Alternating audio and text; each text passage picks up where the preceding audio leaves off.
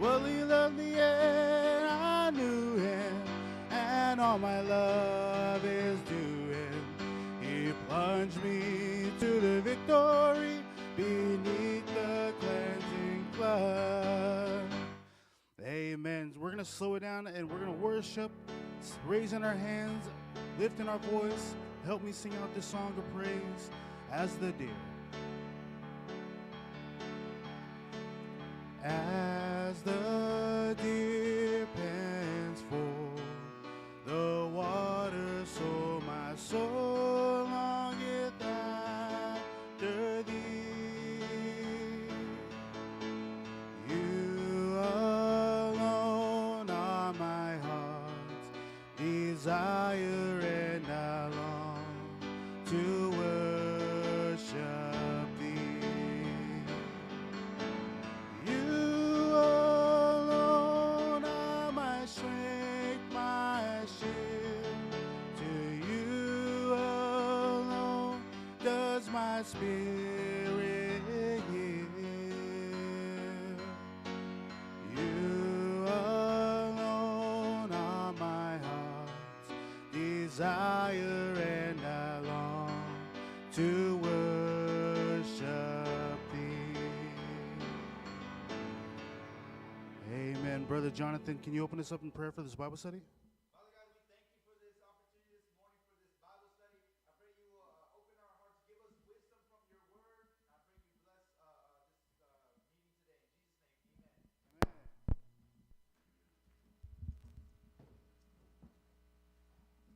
Good morning.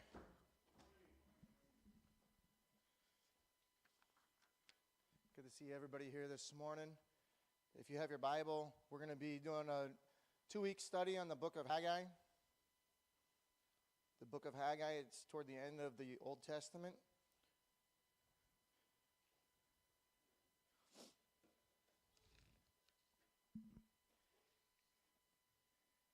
And you see our outline here. We're going to start with a background, a timeline to the temple in ruins. A timeline to the temple in ruins. So I'm going to ask for some volunteers to read this morning. We're going to cover the background first, and then we'll get volunteers later as we get into Haggai. 1 Chronicles 6:15. Luke, you had your hand up. Daniel 5:1-2. Ricky. Daniel 5:30 and 31. Jonathan. Daniel 6:28. Natalie. Ezra 3:2-3. Kyle. Ezra 3:10-11. Anybody? We got 4 more. Anybody else want to help out and get one of these? Aiden, that's verses 10-11. Ezra 3:10-11. Ezra chapter 3:12-13. Rob. Ezra chapter 4 verse 24. Johnny. Ezra chapter 5 and verse 1. Jackson. All right, so a timeline to the temple in ruins. And let's go ahead and read that first verse, chapter 6 and verse 15 of 1 Chronicles.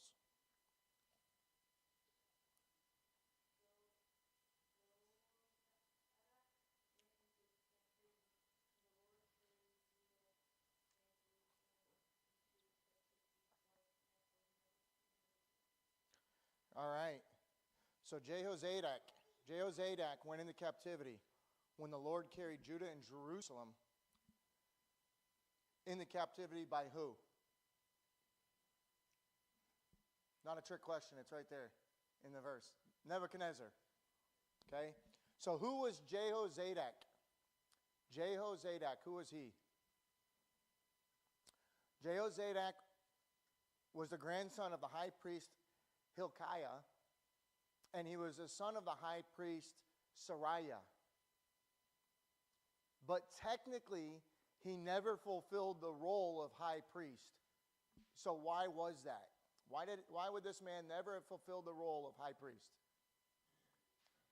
Anybody got a guess? Rob?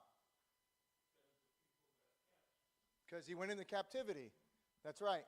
So he went into captivity to Babylon, carried away by Nebuchadnezzar. Nebuchadnezzar was a king of Babylon. Let's get Daniel chapter 5, verses 1 and 2, and then whoever's got 30 and 31, let's read those.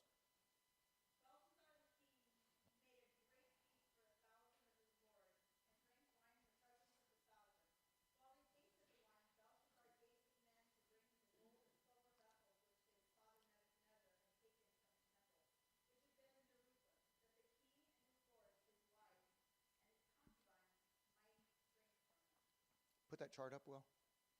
That very night, Belshazzar, king of the Chaldeans, was slain, and Darius the Mede received the kingdom, being about 62 years old.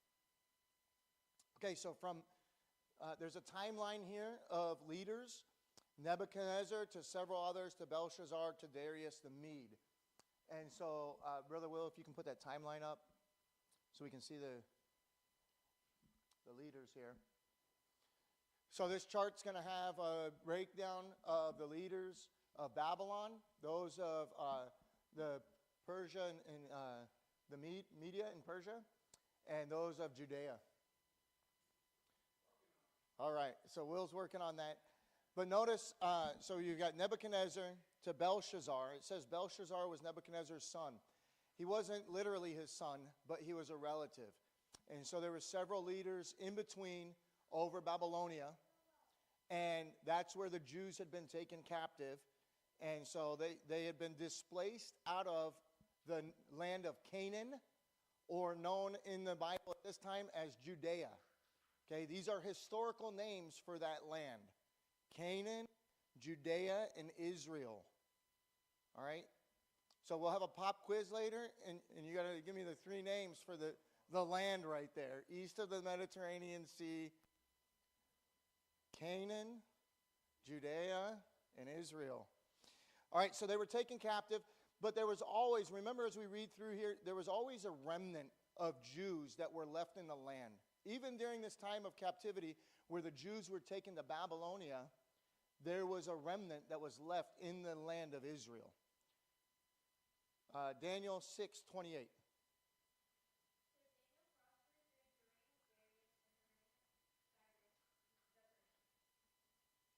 Okay, so during Daniel's time, maybe it's familiar. We've got the stories of Daniel in the lion's den. We've got the three men thrown into the fire, Shadrach, Meshach, Abednego. That was during Daniel's time in his writings. Daniel was also the time period of Cyrus the Persian, who reigned over Babylon from 538 BC to 530 BC. Let's go to Ezra chapter 3. And if you've got those readings, let's just go right in order. Ezra 3, 2, and 3, starting with you.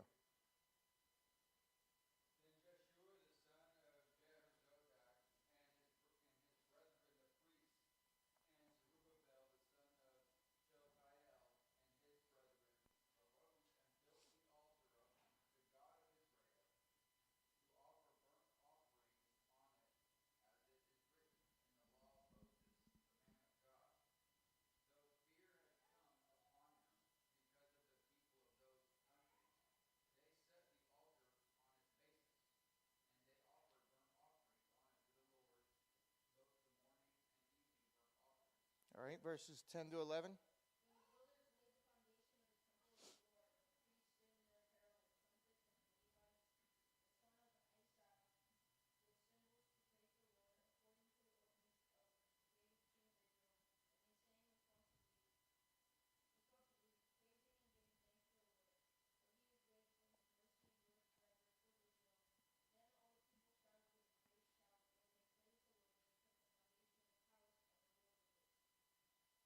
And 12 and 13. But many of the priests and Levites and heads of the father's houses, old men who had seen the first house, wept with a loud voice when they saw the foundation of the house being laid. Though many shouted aloud for joy, so that the people could not distinguish the sound of joyful shout from the sound of people weeping.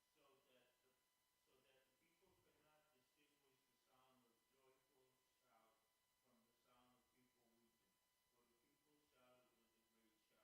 heard far away. Okay, so the leader of Medo-Persia, which included Babylon at the time that this is taking place, was Darius the First. He reigned from 522 BC to 486 BC. So we've got Nebuchadnezzar, several others, Belshazzar, Darius the Mede.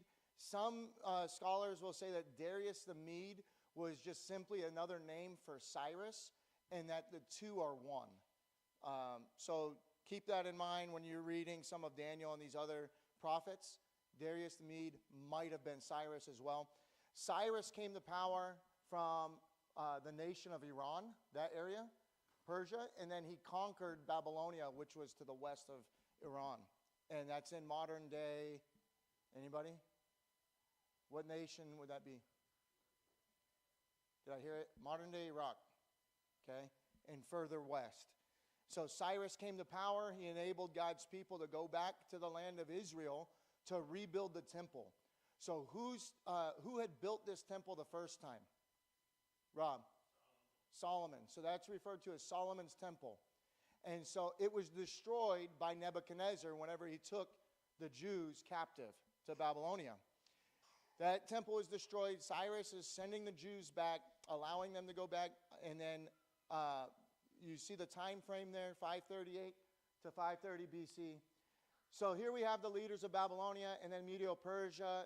Cyrus is showing after Belshazzar because after he came to power, then he conquered Babylonia, and they were the main rulers of that region, all the way from Iran westward toward Judea, down to Darius the First. And that's where we're going to pick up in Haggai. But you see there is a gap in our timeline here on the outline. If you look at the dates for Cyrus, 538 to 530 BC, and then Darius, 522 to 486 BC. Now remember, BC goes from large numbers to smaller. On the timeline, it's like you're going from here a couple thousand years all the way to 0, and then 0 to 2024, which is right now. Okay, so it goes from larger to smaller all the way to 0, and then 0 to 2024. And so Cyrus, there's an 8-year gap between him and Darius. That's where these other leaders come into play. And so one thing that you need to know when you're reading some of this history is that these leaders that came into play after Cyrus, they put a stop to the rebuilding of the temple. So they issued a decree that the temple rebuilding would be stopped. Cyrus had allowed for it to start. And then the Jews ended up stopping on their own. They decided they didn't want to do this. Let's read Ezra 4:24. Johnny, I think you got that, and then 5:1.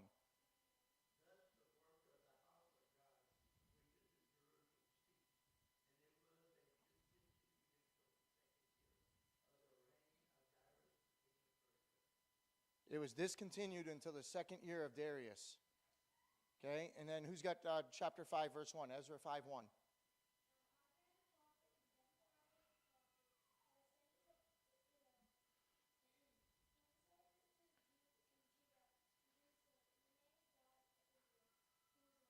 All right, so these are the two prophets, Haggai, Zechariah. They prophesied to the Jews in Judea at the time. And so they're going to encourage the Jews to rebuild the temple, to continue that work. So we see that Haggai and Zechariah, they were post-exilic, that's post-exile prophets. They were contemporaries. They were around the same time period. After Haggai, that's when you get into some of the other books like Esther, King Xerxes, some of those things taking place. That's later on. But now we're kind of in the middle of this. Let's start with Haggai chapter 1. This is the disinterest of God's people.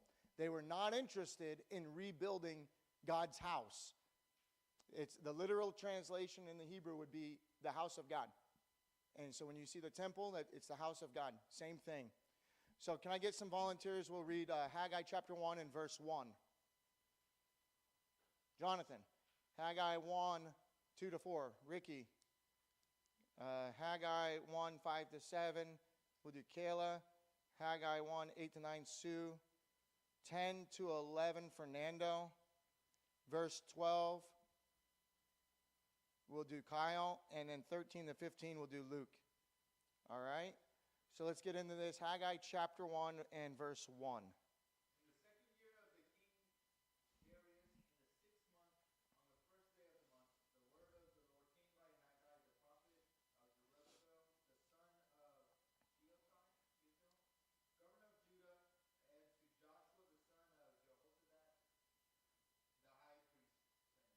Okay, so who wrote the book of Haggai?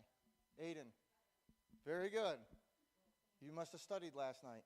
What date is the setting for this? The second year of, go ahead, Jonathan. Second year of King Darius. Darius, in the 6th month, all right? So that's the setting, second year of King Darius. We had the slide up a minute ago that shows the breakdown. But if you look on the outline, Darius reigned from 522 BC, right? So this would be about 520 BC that this is taking place. To whom is Haggai writing? There's two people. And then what do their names mean? Natalie. So Zerubbabel and Joshua, what do their names mean? Does anybody know? Pastor did a whole Bible study a couple weeks ago. We should know what Joshua means. All right, I'll give you the hint. Zerubbabel means born in Babylon. Really simple. And Joshua means Jehovah is salvation. Okay? So those are the two people that Haggai is writing to. But what were their positions?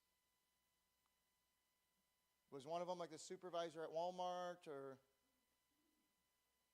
Jonathan?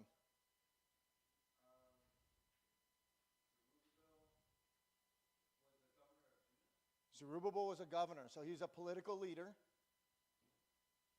He was appointed by Cyrus.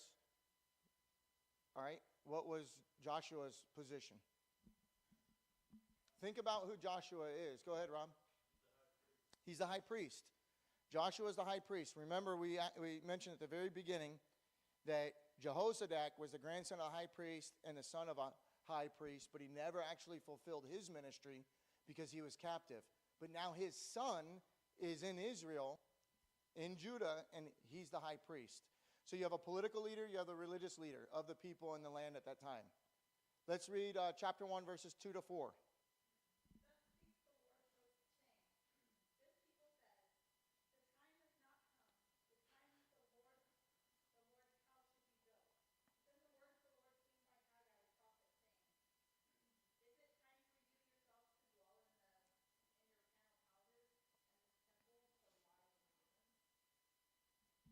Okay, so what was the people's mentality and what was the problem?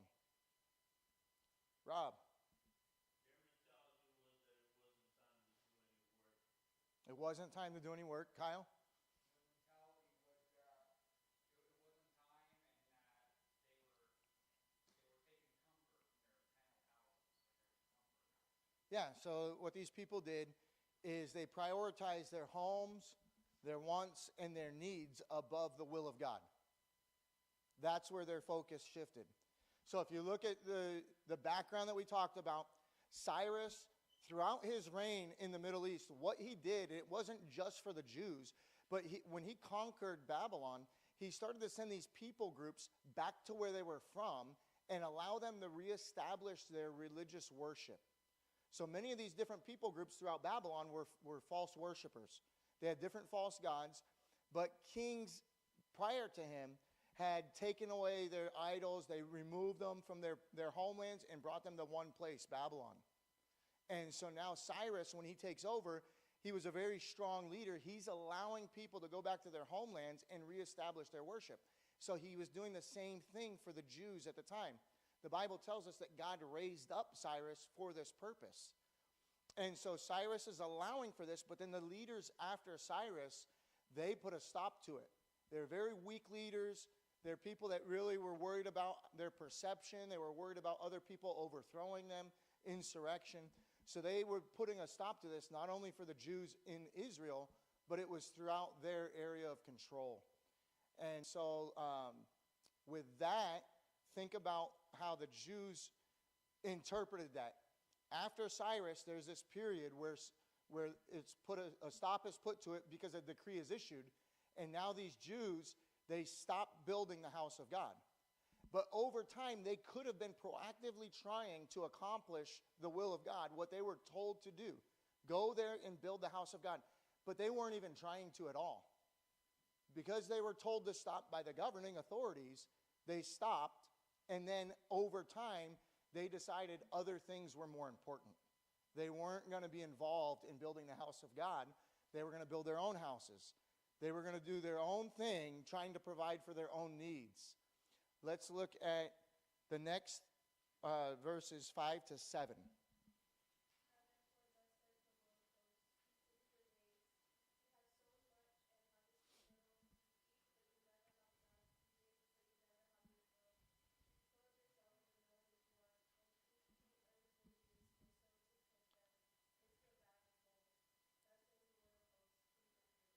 So Haggai is declaring this.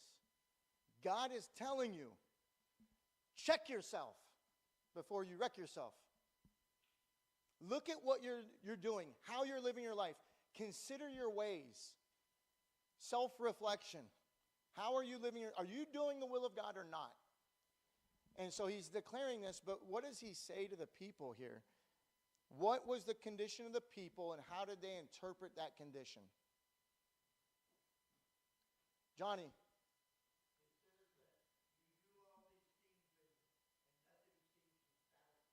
Exactly. Yeah, nothing is satisfying you. Nothing's working out. You're trying to put money in bags, but there's holes in them. So the more you work, the more you earn, it goes through. Nothing is satisfying you. None of your needs are being met. So how did the people interpret these things? They interpreted it because they looked at their poverty kind of like a self-righteous thing. Well, this is just my cross to bear. This is just the lot that I'm given. I have to live my life this way. But they were stopped in doing the will of God. So by actually not doing the will of God, they weren't able to see the way they were living their life correctly. Let's read verses 8 to 9.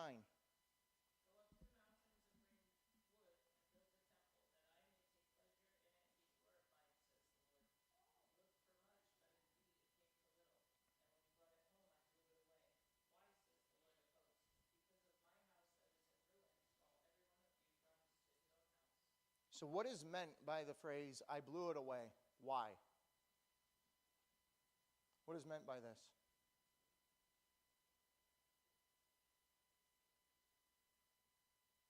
You don't have to have the perfect answer. Anybody want to give a guess? Kayla.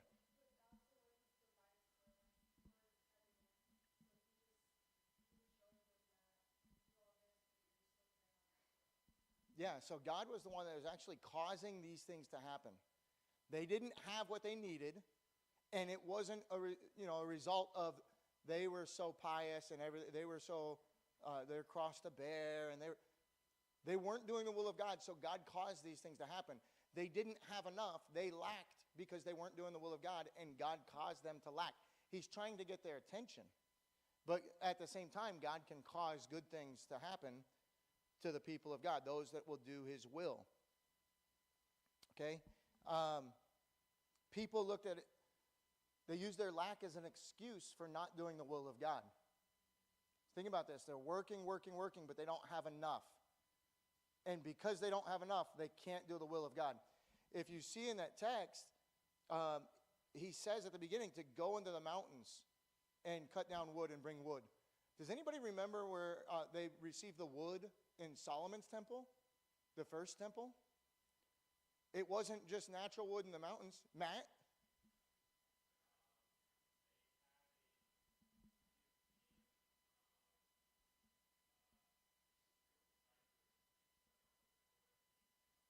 Yeah. It was imported. It was very costly. These are things that were stored up for Solomon. And so that stuff was all provided. But here God is saying, just go into the mountain and cut down the trees and take the wood and build my house with that. You don't have to have some extravagant thing to do the will of God. You don't have to have $1 million to give and support the work of God. And so they were using their lack as an excuse to not do the will of God. This is when people are saying, I can't tithe or build God's house because I have to work. I don't have enough for food, drink, clothing, or money. But their lack was actually a judgment for not doing the work. God wanted them to prioritize him and the building of his house over their own will. And in turn, like Kayla said, God would provide for them. It was just they had to realign their priorities. Let's read verses 10 to 11.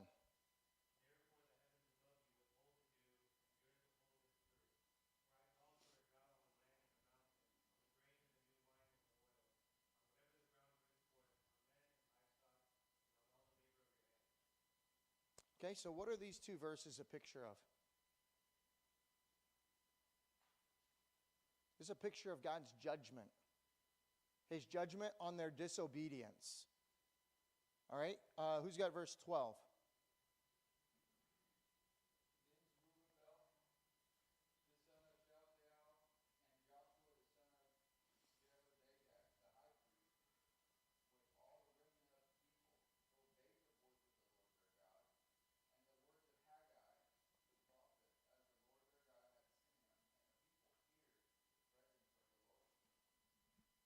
So can anyone explain the connection between obedience and fear? Natalie. They were obedient because they feared God. Prior to their decision to obey God, though, they were disobedient. So what could we say about their fearing God while they were disobedient all those 8 years previous? That they, say it again? No fear of God. Disobedience is a sign of lack of fear of God, or the lack of reverence for God. So who can explain what reverence for God is? Josh, why don't you tell us what reverence for God is?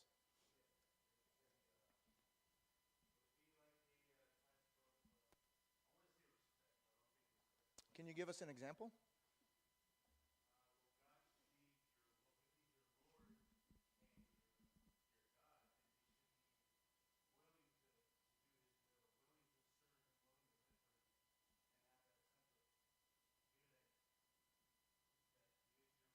So like fear and respect. Ricky?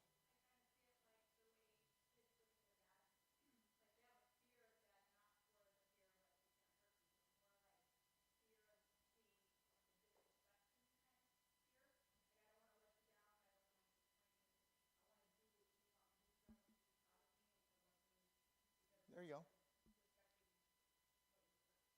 Yeah. How about in the church? We come to church. We're here to worship God. We're in the house of God. What types of things come to mind when you think of the fear of God or the lack of fear of God? Maybe irreverence for God. Kayla?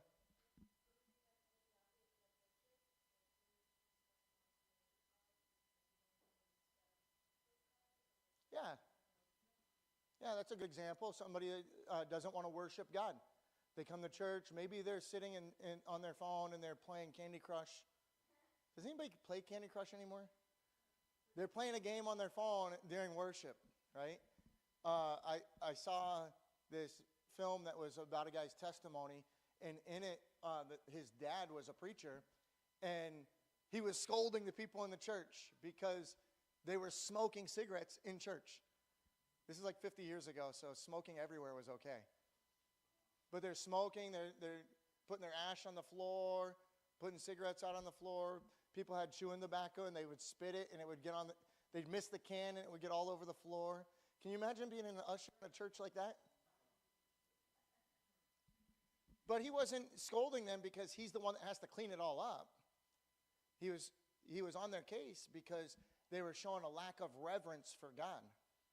And so remember this, disobedience is a sign of lack of reverence. So when you see people come into church and they're saved, they're living for God for a period of time, and then they stop obeying God, maybe they stop tithing, or they started to have convictions about certain things, going to outreach, and then they stop doing these things, it's because there's a lack of reverence for God. So you'll see it show up in other places of their life. They'll be the usher in the hallway that's on Instagram while pastor's preaching. That's a lack of reverence. And so these are the problems that happen, not just in our church, but in other churches. Especially in America, we've dumbed down worship so much that we turn the lights down low so that you can get away with anything. It's all about your feelings and the environment, so it's more like a concert. But because you try to make it more spiritual that way or more inviting, you've actually lost reverence for God. Let's look at Another question here. Why do people not do the work of building God's house? Jonathan. It's related to the question prior to it.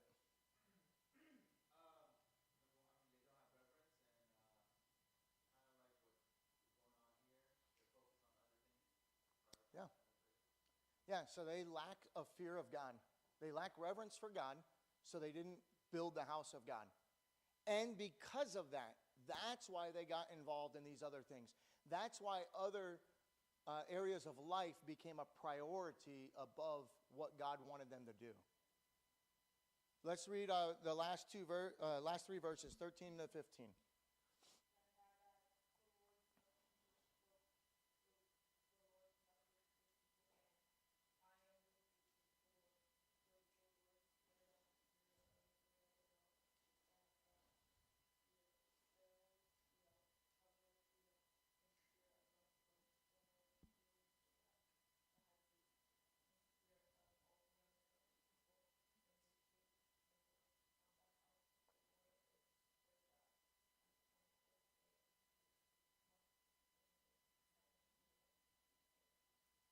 All right.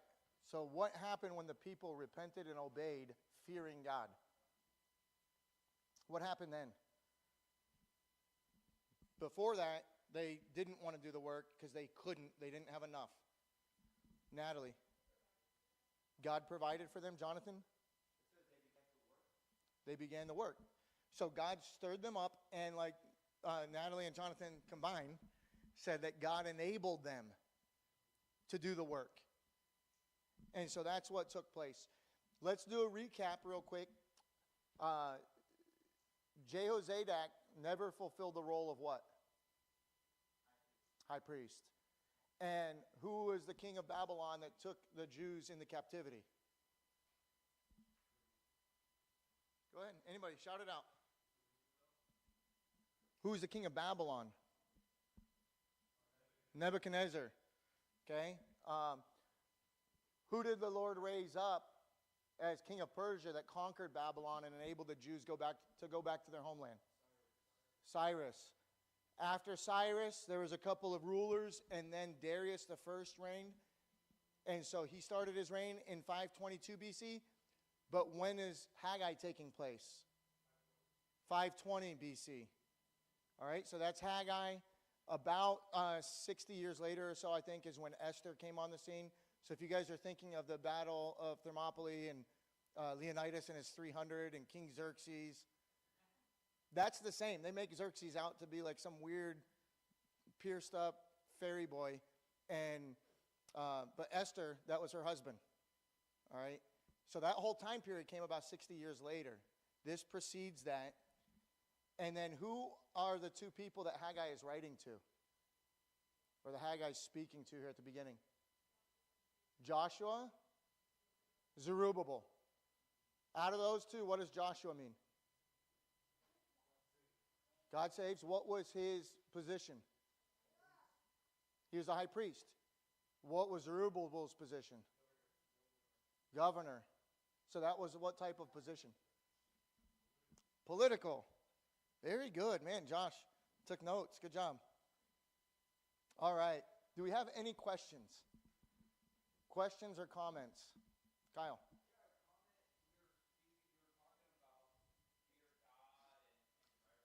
Yeah.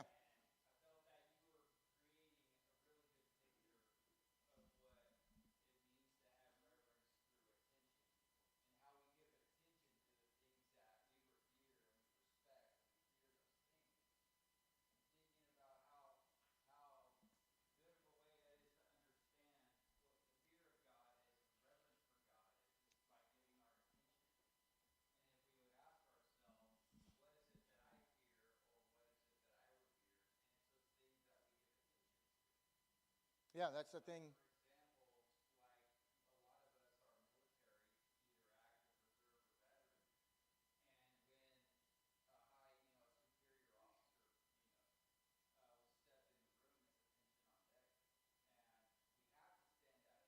Man, I'm surprised nobody stood up when Kyle said attention on deck.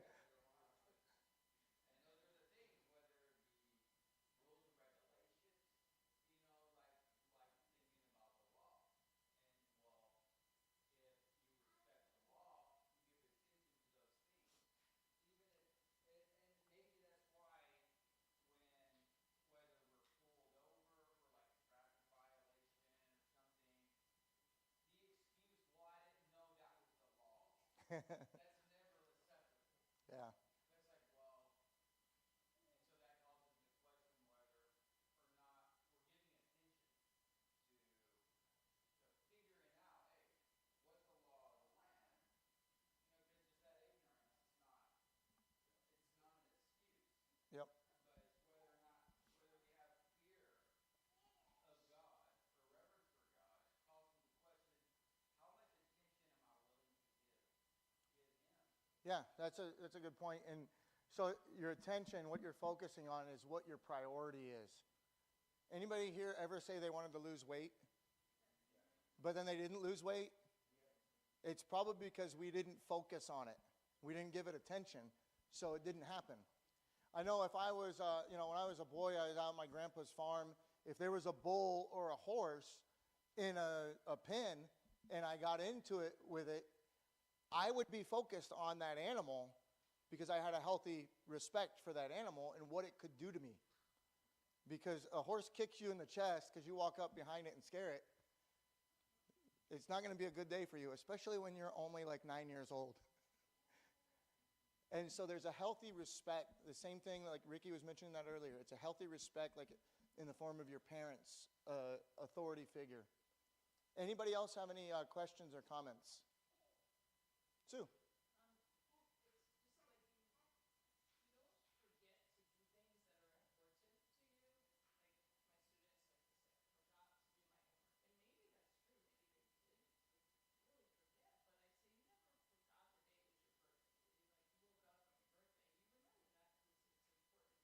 on your birthday. You remember that because it's important to you. So you don't not do the things that are important. So it's like, what's your priorities? Yeah. Yeah. Anybody here regularly show up late to work? 5 minutes, 10 minutes, kind of every time you go? No, because you have a fear of your boss, your supervisor, somebody firing you, right? But people regularly show up late to church. Why? Because they have a lack of fear, right? So we don't want to come into church and, oh my gosh, we're walking on tiptoes, and if I do something wrong, I lose my salvation, I'm going to burn in hell. That's not how it is, okay? I'm not going to sit here and, how many people here have I came to you and said, you need to get off your phone? Nobody. But I've seen people sitting in this room today on their phone while there's preaching going on. The trouble with that is you're the one that misses out. You're the one that maybe God had something for you that was being said, but you were distracted by something else. Your focus and attention wasn't there. And so the fear of God, the reverence for God, is a healthy fear, and that's what helps us to do the will of God. These people that we're reading about here in chapter 1 of Haggai, they were unable to do the work of God because in their own minds, they didn't have the means to do it, and so they justified their disobedience. They wrote it off.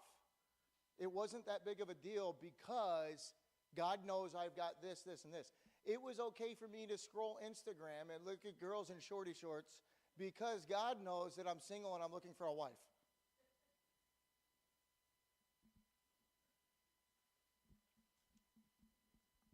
We can justify it any way we want. But the reality is God enables us to do his will when we're willing to obey him, when we're willing to follow him. And because of that, he makes us fruitful. Anybody else? Questions, comments? Jonathan?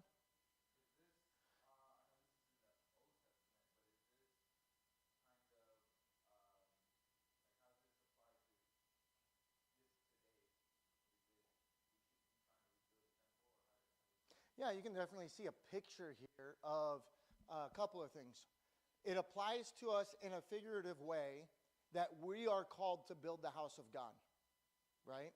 And so we all play a part in that. Are we going to be the person that sits there for 8 years and doesn't do anything and makes excuses why we can't? God knows I don't have enough money. I've got a DoorDash on Sunday mornings, right? I've got to watch, the Chargers are on Sunday night, and I just have to watch them lose again. And so we could be that type of person, or we could obey God and do his will. And so building the house of God, one of the things we look at would be financing it. God's calling them to use their resources, and he's going to enable them with resources to build the house of God. The first temple, all of that was already provided. And so here they're called to use their own resources. You and I are the same. We're called to use our resources. Evangelism, seeing people get saved, and not go to hell for eternity. That's building the house of God. Laboring in the church, whether it's an usher or a lady in the nursery changing diapers, that's building the house of God. We had a young lady in here, this is several years ago, probably right before COVID, that left because of a bad interaction at the nursery. And her and her kids left and didn't come back. Those are important ministries for building the house of God. They're not just given to anybody. And so that is a role that we play. The other way to see this is in prophecy. So there was the Temple of Solomon, and then here we're seeing the second temple being built. I mentioned that Zechariah was a contemporary of Haggai. If you read the book of Zechariah, and then we're also going to get into it next week with chapter 2 of Haggai, this is very prophetic. It's talking about future events that take place at the return of Christ in the reign of the Messiah, because there needs to be a temple that's built, a third temple, a new temple. So that's another way to see this and how it plays out, how it applies to us today. Kyle?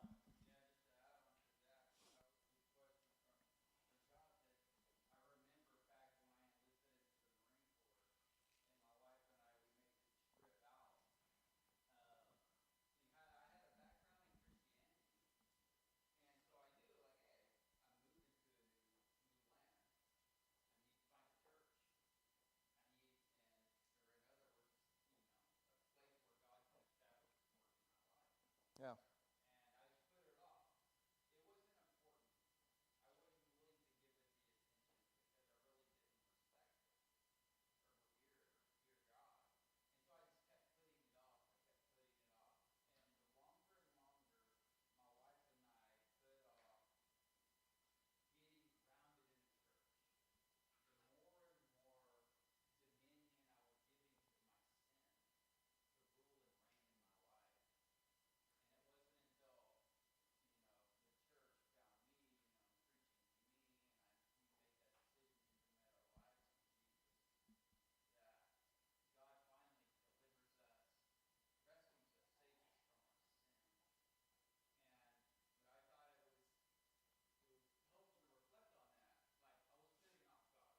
Yeah.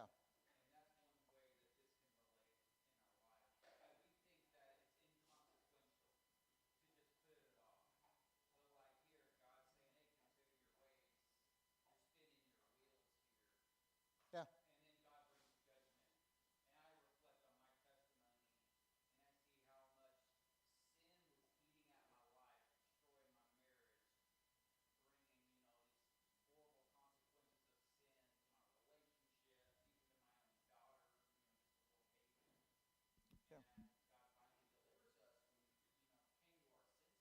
Yeah, and so for you and many others, our salvation, it was important that there was a church here locally that was established.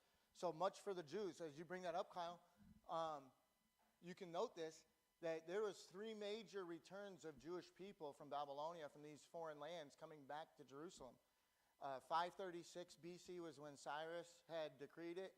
The Jews started coming back, and here we are in 520. 16 years later, the house of God was not finished.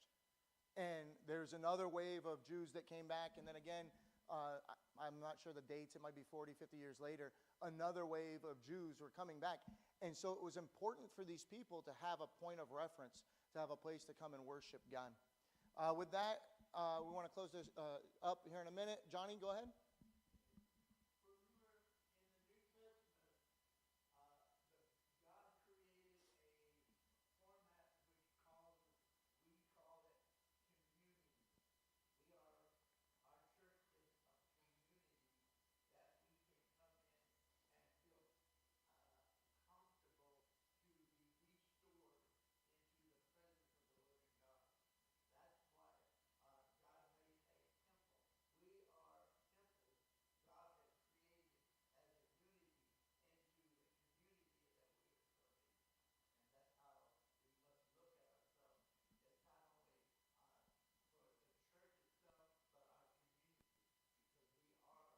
Yeah, yeah, that's our influence. Ricky? I was thinking about Jonathan's question and how it relates to today, and I'm thinking about all the stuff that's happening over in the Middle East. And a lot of people are being swayed by media. So I would say one of our jobs is keeping the foundation of the church is like really seeking after God and let's do this. And then being standing firm in our faith so that other people have an example of what it really means to live for God and to have that foundation so that they can have something to look at other than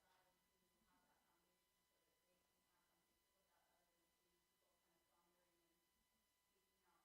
being too secret. Yeah, and it's important to know this history. And like Ricky's saying, having a foundation of truth. I talked to some protesters at the college campus in San Marcos, half of whom I'm sure don't even attend that school, and probably the same amount aren't even United States citizens and don't have the protection of the First Amendment for free speech.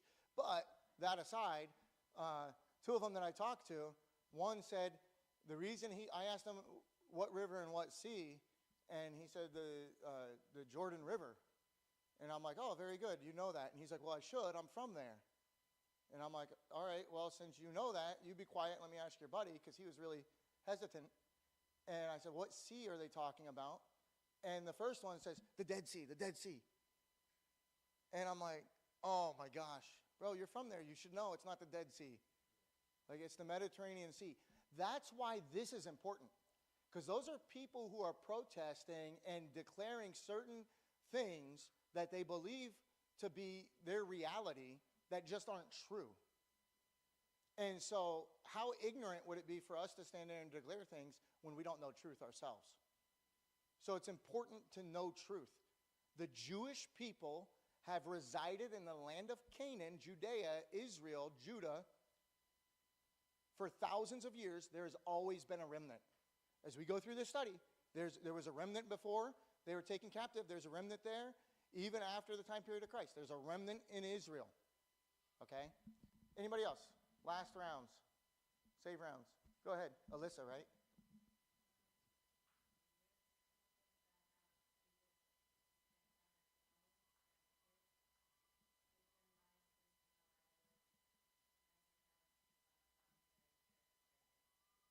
It reminded you how?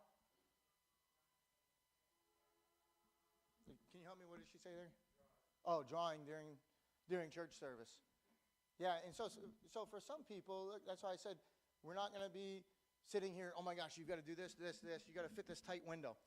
Some people keep their attention span because they're focused on drawing a picture or sketching something, and they're able to remember certain things.